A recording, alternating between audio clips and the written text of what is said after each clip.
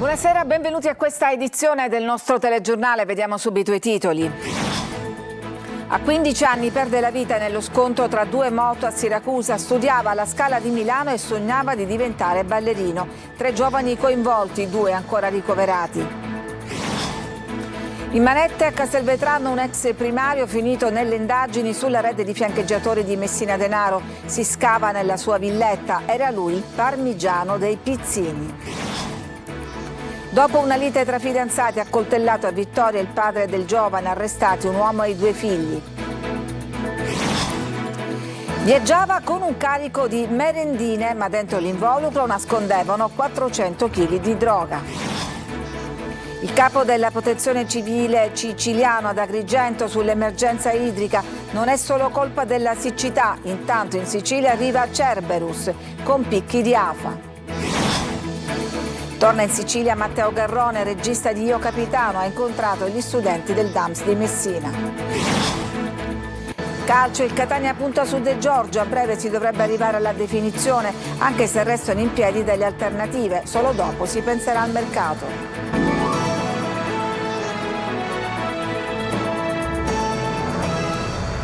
Un 15enne ha perso la vita nello scontro frontale tra 2 moto, è successo di notte nella zona nord di Siracusa. Era una promessa della danza. Sentiamo Francesco Aloi. La vita di un 15enne è strappata via in uno scontro tra moto nella notte in Viale Epipoli, a Siracusa. Era a bordo di un 125 guidato dall'amico, ma arrivato in ospedale poco dopo non ce l'ha fatta. Studiava alla Scala di Milano. Il ballo era da sempre il suo sogno. Nelle parole di questo amico traspare tanto dolore. Lui stava a Milano, lui aveva questa borsa di studio per la danza a Milano, alla Scala di Milano. Ed era un ragazzo in gamba. Quindi era qui in vacanza? Sì, lui qua ha la sua famiglia. Si è trasferito a Milano dal momento in cui gli hanno dato la borsa di studio. Ma all'Umberto I adesso ci sono altri 2 ragazzi. L'amico 18enne ricoverato in ortopedia con una frattura del femore e il ragazzo a bordo dell'altra moto in coma farmacologico. Anche lui 18enne con traumi cranico e toracico. Adesso la polizia municipale sta passando al setaccio tutte le immagini delle telecamere di videosorveglianza. Nella zona pare ce ne siano diverse. Nel frattempo resta da capire come sia potuto accadere tutto ciò. Pare che una delle 2 moto abbia invaso la corsia opposta, in una strada dove si corre troppo. Intanto resta il dolore per una giovane vita spezzata. Era una persona bravissima, buonissima, in gamba, era proprio in gamba. In manette l'ex medico Burrafato, fermato De Rose nella sua villetta di Erice nell'ambito dell'indagine sulla rete di protezione del boss Messina Denaro. Si scava nel giardino della villetta. Laura Spanò.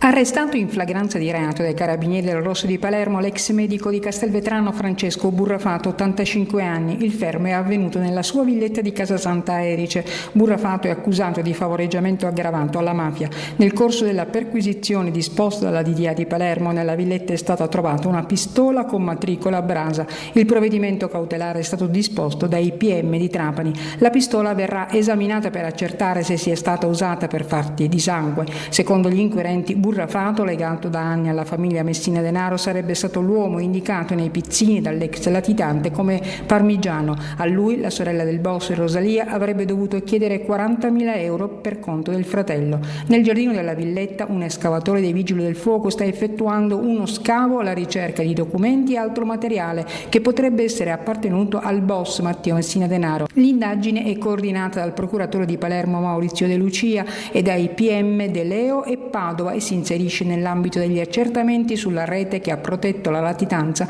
di Matteo Messina Denaro.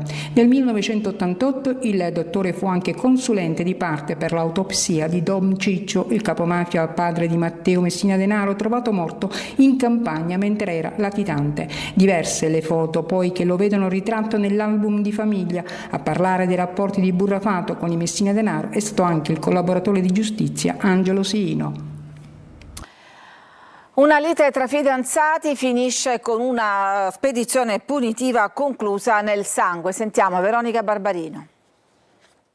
Con una profonda ferita al torace, per strada nella notte ha fermato una pattuglia dei carabinieri per chiedere aiuto. Accade a Vittoria, nel Ragusano, quando la pattuglia, impegnata in un servizio di controllo del territorio, si è trovata davanti un quarantenne copiosamente sanguinante. Immediati soccorsi e la richiesta di intervento del 118. L'uomo ha raccontato di essere stato aggredito da un intero nucleo familiare, un 48enne e i suoi 2 figli di 24 e 19 anni.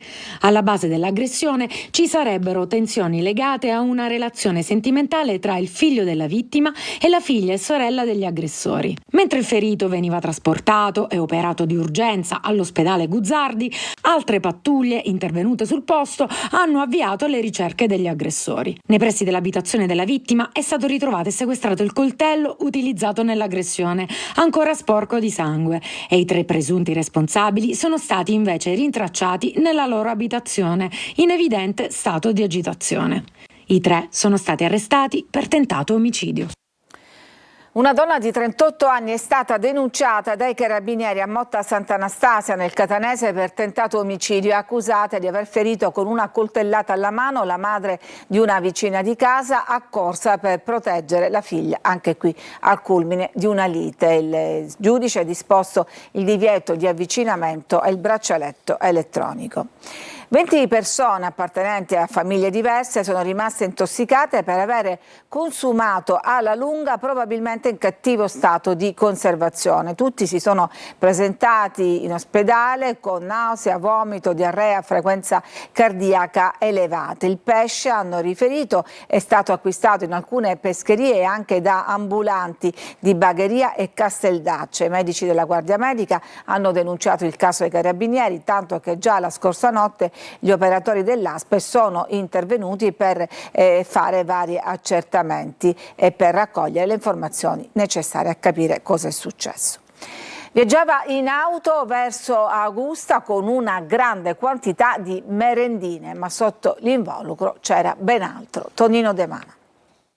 Viaggiava sulla Catania-Siracusa con un fuoristrada pieno di cartoni e alla vista della Guardia di Finanza ha subito mostrato nervosismo, atteggiamento risultato fatale ad un 34enne finito in manette per detenzione e trasporto di sostanze stupefacenti aggravato dall'ingente quantità. L'uomo, sorpreso all'altezza di Augusta, stava trasportando 400 kg di hashish ed è stato intercettato dai militari del nucleo di polizia economico-finanziaria Etneo, che hanno intensificato i controlli lungo le principali direttrici viarie dell'Interland catanese. Aperti i cartoni, che erano in bella mostra nell'abitacolo, le fiamme gialle hanno rinvenuto centinaia di panetti contenenti una sostanza pastosa marrone, opportunamente sigillata in cellophane e riportanti all'esterno diversi loghi raffiguranti note marche di merendine e prodotti dolciari. La sostanza stupefacente, ricordiamo 400 kg di hashish, avrebbe fruttato proventi illeciti per 3,5 milioni di euro. L'uomo è stato rinchiuso nel carcere siracusano di Cavadonna. Quinto blitz allo ZEE nel quartiere di Palermo nelle ultime settimane. Trovate anche questa volta armi e droga. Il servizio di Maglio Viola. Polizia e carabinieri tornano allo Zen 2 di Palermo alla ricerca di armi e droga e stavolta si presentano con l'esercito. Il nuovo blitz nel quartiere più difficile della città è avvenuto con il supporto del 4° reggimento Genio Guastatori dell'esercito italiano, quello di stanza in corso Calatafimi, e dei vigili del fuoco. Sono stati impiegati scanner alla ricerca di metalli sotterrati e mezzi per il movimento terra disposti dall'esercito per scoprire armi sotterrate, appunto. Al termine dei controlli sono stati sequestrati una pistola calibro 9 con matricola Brasa dotata di 3 caricatori e centinaia di munizioni per altre 2 pistole e per un fucile da caccia calibro 12. Nell'appartamento della medesima persona poi le forze dell'ordine hanno trovato 486 grammi di hashish divisi in 4 panetti e in numerose dosi già confezionate per la vendita. Si tratta del quinto blitz negli ultimi mesi, ma stavolta l'operazione era mirata alla ricerca di ciò che non era stato trovato nelle operazioni precedenti: una sola persona per cui è scattato il fermo in flagranza di reato per detenzione e droga. Ad Agrigento manca l'acqua, ma gli invasi sono pieni. Il commissario straordinario Fabio Ciciliano sul posto per organizzare la visita del Papa è duro e dice: le emergenze non si affrontano in estate. Davide Sardo. Invasi pieni, ma l'emergenza idrica ad Agrigento continua, un paradosso che resta al centro dell'attenzione mentre il territorio cerca risposte concrete alla crisi dell'acqua. Oggi il punto della situazione in prefettura con il capo della Protezione Civile e commissario straordinario per la scarsità idrica Fabio Ciciliano. La gestione dell'acqua non si fa di estate, l'emergenza si gestisce durante i mesi invernali e quindi sicuramente adesso si lavora, come è ovvio, purtroppo in contingenza e ci auguriamo che nel volgere di qualche mese la soluzione strutturata e organizzata venga messa a terra. Per Ciciliano il problema non è soltanto la siccità, a pesare sono soprattutto le reti idriche che necessitano di interventi e manutenzione. È necessario che le reti idriche siano messe a regime, è necessario ovviamente che l'acqua, che quest'anno, come diceva, è un po' più di quella dello scorso anno, e ci fa piacere, ma la gestione ordinaria dell'acqua non può essere dipendente dal fatto che ci siano o meno risorse e che la pioggia cada.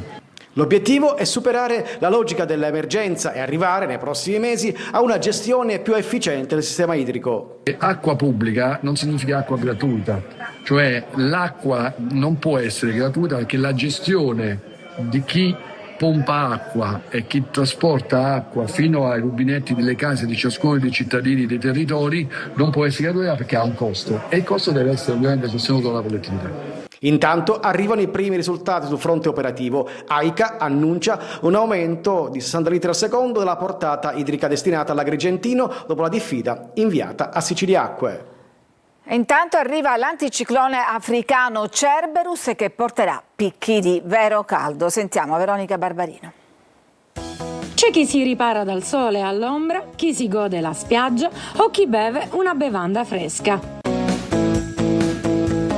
L'estate inizia a farsi sentire e la Sicilia è già una delle regioni più calde. Con l'arrivo dell'anticiclone africano Cerberus, la Protezione Civile regionale ha pubblicato un avviso di preallerta per il rischio incendi su tutto il territorio, mentre le ondate di calore maggiore riguarderanno soprattutto le città di Palermo, Catania e Messina. Ma come difendersi dal caldo? Come affrontare? Oggi non i bagnamare.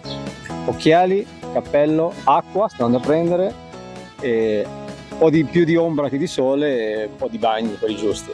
Non uscire nelle ore più calde, bere tanta acqua ed evitare gli alcolici e l'esercizio fisico nelle ore più assolate, indossare abiti comodi e leggeri. Per difendersi dal caldo, come ogni anno, il Ministero della Salute ha tracciato un vademecum comportamentale, ma quello che conta è lasciarsi andare al ritmo delle vacanze, perché sì, fa caldo, ma è anche il momento perfetto per godersi tutto il bello della stagione. E proprio per godersi la stagione, domani aprono le spiagge libere numero 1 e numero 3 della Playa di Catania, che saranno disponibili dalle 9 alle 19. Lo ha reso noto l'assessore al mare Andrea Guzzardi. Sono già pronti i servizi igienici, le docce, il punto ristoro, il parcheggio custodito, il servizio di salvataggio e gli accessi per i disabili. Slitta invece di alcuni giorni l'apertura della spiaggia libera numero 2. Torniamo a Palermo, dove ancora una volta le piste ciclabili diventano terreno di scontro e di polemica. Marco Gullà.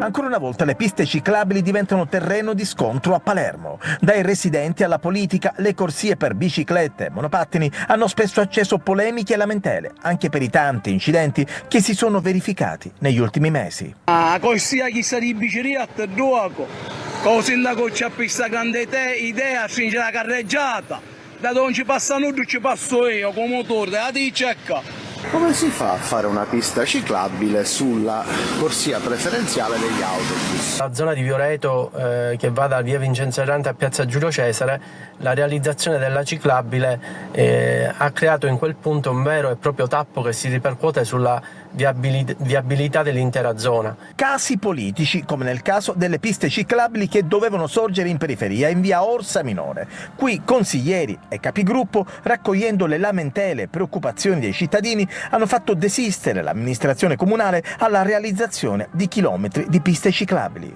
Piste ciclabili devono sorgere in tutto questo tratto che è via dell'Orsa Maggiore e via dell'Orsa Minore, dove in pratica era previsto una pista ciclabile di almeno 2,5 metri più altri 50 centimetri di cordolo che praticamente distruggevano tutto quello che è l'economia di questa zona, che è il cuore del nostro territorio. E allora, simpaticamente, possiamo dire che il problema di Palermo non è più il traffico, bensì le piste ciclabili.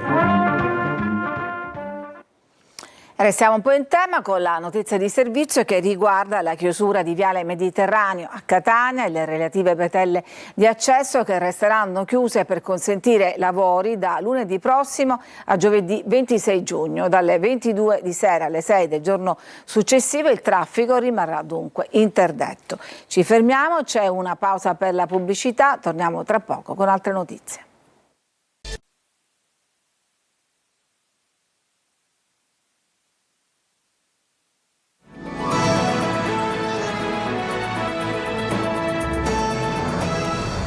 Vi mostriamo adesso le condizioni di degrado al villaggio Santa Maria Goretti per i turisti appena scesi dall'aereo, dall'aeroporto lì vicino. Non è certo un bel biglietto da visita. Tonino De Mana.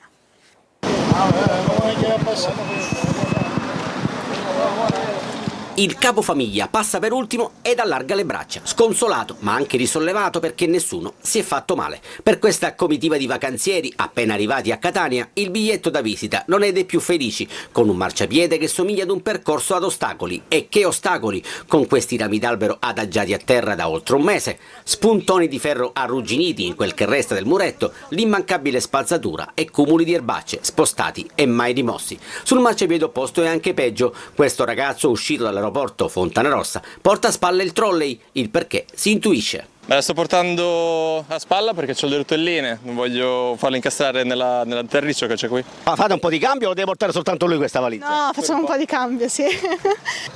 Che immagine avete di Catania non appena arrivate? Che bisognerebbe un po' di manutenzione, però vedere l'Etna è bellissimo. Lei da dove viene? Io da Bologna. E se per i turisti è una sorpresa, seppure amara, per i residenti di Santa Maria Goretti il degrado è assolutamente normale. È da tempo che si trascina questa situazione? Sì, da tanto tempo, da più di un anno, perché gli alberi qua non sono stati mai potati e quindi c'è il pericolo che con un po' di vento cade tutto. Fino a 2 mesi fa sono caduti dei rami, ora ho paura a parcheggiare. Siamo abbandonati, fa alberi che ha 10 anni che lo diciamo. Deve succedere prima qualche disgrazia e poi penso che faranno qualche cosa. A questo punto si rende necessaria un'attenta ricognizione degli alberi che rappresentano una costante minaccia per tutti in una strada particolarmente frequentata e trafficata. Siamo agli spettacoli, torna in Sicilia Matteo Garrone, regista di Io Capitano, ha incontrato gli studenti del DAMS di Messina nell'anteprima del Salina Doc Festival. Orazio Longo. Un ritorno in Sicilia per Matteo Garrone, il regista romano che nel mare davanti a Marsala ha girato l'intera parte finale del suo film Io Capitano, candidato agli Oscar 2024, un'occasione per raccontare con una masterclass sul dietro le quinte dei suoi lavori come Dogman, Gomorra e Pinocchio, la sua opera agli studenti del DAMS dell'Università di Messina, inaugurando le celebrazioni per la 20ª edizione del Salina Doc Fest, il festival del documentario narrativo che si terrà nell'isola eoliana dall'8 al 12 luglio. Io sono sempre contento quando posso riuscire a incontrare i giovani, sapere che possano vedere i miei film, soprattutto Io Capitano, che poi è un film che parla di loro, di giovani che cercano in qualche modo una loro strada. A Matteo Garrone è stato consegnato il premio Salina Doc Fest, Fondazione Messina per la Cultura. Salina Doc Fest compie 20 anni, non potevamo celebrare meglio questa anteprima con Matteo Garrone grazie al supporto della Fondazione Messina per la Cultura e dell'amministrazione comunale. Il tema di quest'anno è Odissee e il concept di quest'anno è ispirato a uno dei più grandi illustratori del nostro tempo, che è Milo Manara, che ci ha concesso dalla sua nuova Odissea illustrata questo Ulisse che naviga e che ha come alter ego Pierpaolo Pasolini. Ci fermiamo, c'è ancora una pausa e poi torniamo con il calcio e con il Catania che punta su De Giorgio. A tra poco.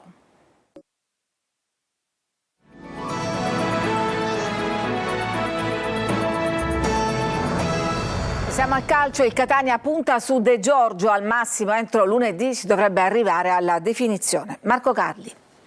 Tutto su De Giorgio. Il Catania punta sull'allenatore che ha vinto la Coppa Italia DC con il Potenza e che ha fatto bene con Varrà in terra lucana. L'obiettivo è metterlo nelle condizioni di lavorare al meglio fra settore medico, lavoro atletico, struttura, che durante la stagione sarà Torre del Grifo. Il tecnico vede Catania come un evidente upgrade, ma con una garanzia: allenare in un campionato che conosce bene. È una scelta basilare della carriera dell'allenatore che è corteggiato anche dall'Empoli. Ecco perché è importante il progetto comune con la dirigenza. Sviluppo della squadra, inserimento dei giovani, proposta di gioco all'altezza. A breve tempo, al massimo entro lunedì, la quadratura del cerchio, ma non è escluso che ci sia una novità anche prima. Come in tutte le trattative, restano in piedi le alternative: Troise, Gorgone, l'ultimo anno a Pescara e Stellone. Fatto l'allenatore, poi sarà il momento della squadra. Il budget per l'anno sarà distribuito in modo diverso. Obiettivo: alleggerire il monte ingaggi e destinare parte di questa somma ai cartellini, all'acquisto dei giocatori. Una fetta del budget per la stagione deve anche coprire le spese di gestione di Torre del Grifo, visto che al momento non esistono ricavi dalla struttura senza il polifunzionale.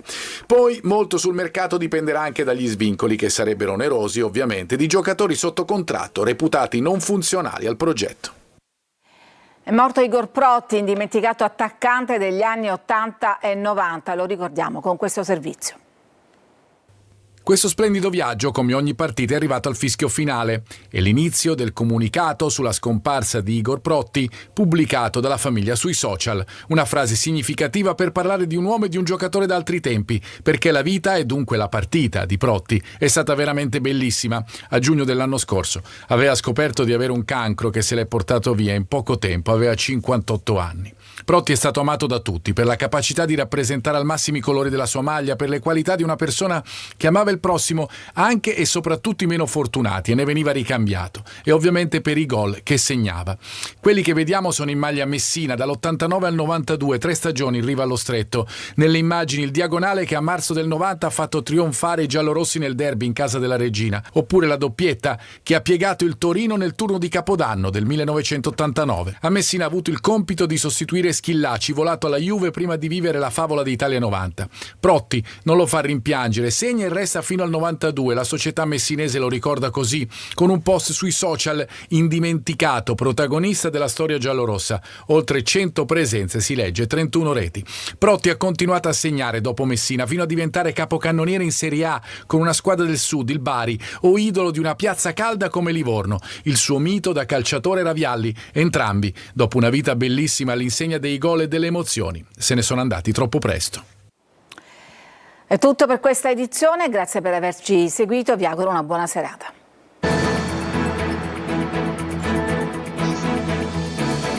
Entra nel mondo dell'informazione con l'app Sicilia Web.